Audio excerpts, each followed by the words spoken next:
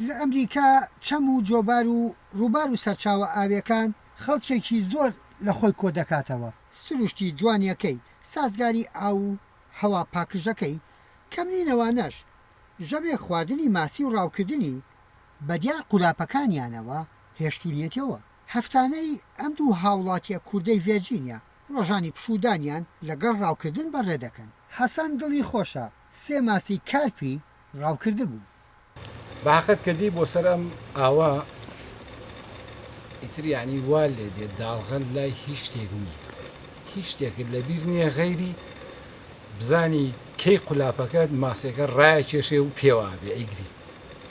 ئەو کاتە کاتێکی زۆر خۆشە، وەکو چۆن بڵێ تۆ هەفتەیە هیلاکی زۆر هیلاکی، بەڵام ئەو ڕۆژە کە دێی بۆ ڕاو ماسی بۆ هەفتەی ئایندە وەکو وایە شەحن کاچیتەوە سەر ئیش زۆر بێتاقەت نایە. گەڕان بەدوای ئەو پرسیارە بۆچی ڕاوکردن بژارەیەکە، ستیڤ بابان لە ڕووبارێکی تر هەمان ڕای هەبوو. دوورکەوتنەوە لە جەنجاڵی و ئەو ناخۆشیانەی کە هەیە لە ناو مەسەڵەن بۆ نمونە لە شوێنی ئیشەکە، لە ژیان، لە سەرقاڵی و زۆر جار گەرمە و کێشەیەکی زۆر هەیە لە ژیاندا، بەڵام کە دێ ئێرە ئەو شتانت هەموو لەبیر دەچێتەوە، هەمووی هەست و هینت شعور دەوێت چاوەڕێ ئەوەی کە ماسیەکە قەپێکی بە قولاپەکە دابکە و ڕایکێشێ و تۆش ئەو شەڕێ لەگەڵ بکەی.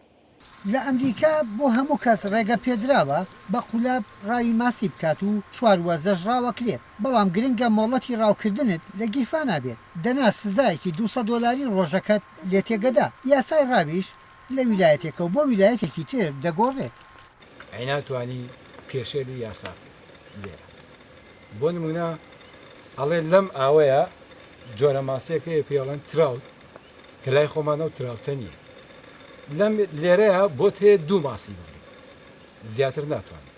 ئەویش قەبارەکەی بێ 16 ئینچ بێ، لە 16 ئینچ بچووکتر بێ ئەبێ بەریێتەوە بیکەیتەوە ئاوا. ئەگەر گەورەتر بوو ئەتوانی بیبیتەوە لەگەڵ خۆتان. کارپی تایە، کات پشی تایە، ئەمانە دانەنراوە تاچەند بە ئارەزوی خۆت چەندەگری بکە. ئەی دەکرێت ڕاوی ماسی بکەیتە کارداریەک و ماسیەکە بفرۆشی؟ لە ڕاستی ئەگەر هەر بتەوێت هەر بزنسێک لێرە لە ئەمریکا بیکە، یعنی هەر ئیشێکی خۆ بکەیت، ئەبێ ئیجازە لە حکومەت وەرگێت. بۆ ئەمەی ئێمەش بڵێن کە دەی بۆ ئێرە ماسێگری ئەگەر تۆیەک بیفرۆشی ناتوانانی بە هەموو کەسێکی بفرۆشی، لەبەرەوەی لێرە قانونێک هەیە، یاسایەک هەیە، تۆ ینی لێرە دانیشی بۆ نمونە گۆشتە برژێنی یا خواردنەکە خۆی ئەگەر کابراایکی ئەمریکی بێتە ئێرە بڵاتدا ئەی ناتوانانی پێی بڵێ وەرە شتێ بخۆ. لەبەرەوەی ئەگەر نەخۆش کەوت شکاتە لێەکە دوایە باتە مەحکەمە کۆڵێ پارە لێسەنێ و لەوانێ سزیشی تێکە. لەم سەر ڕووبارە هەندێک هاتووە چێژ لە سروش ببینێ و کەشێکی خێزانی. ئەم خانمەش بە دیار خەیاڵێکی دیکەوەیە. ڕۆژێکی خۆشە و هاتوومەتە دەرەوە، شوێنەکە زۆر جوانە بۆ بینین. پێم وابوو ڕۆژێکی باش دەبێت بۆ پشودان و خوێندنەوە.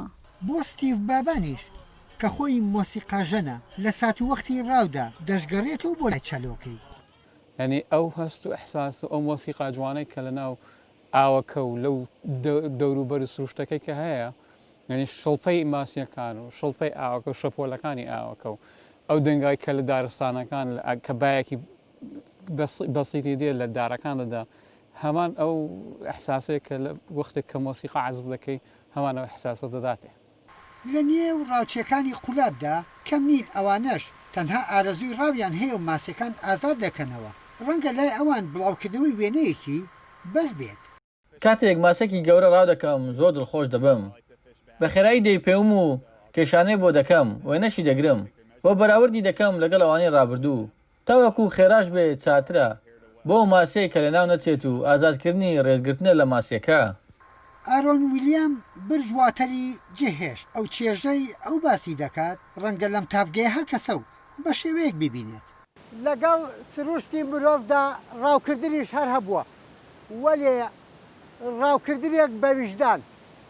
خۆ لە دنیاشدا یاسای ڕاوکردن هەر هەبووە وەلیە گرەوەکە لە جێبەجێکردنی یاسادایە. یەحیا بەرزنجی دەنجی ئەمریکا، بریجواتر، ڤێرجینیا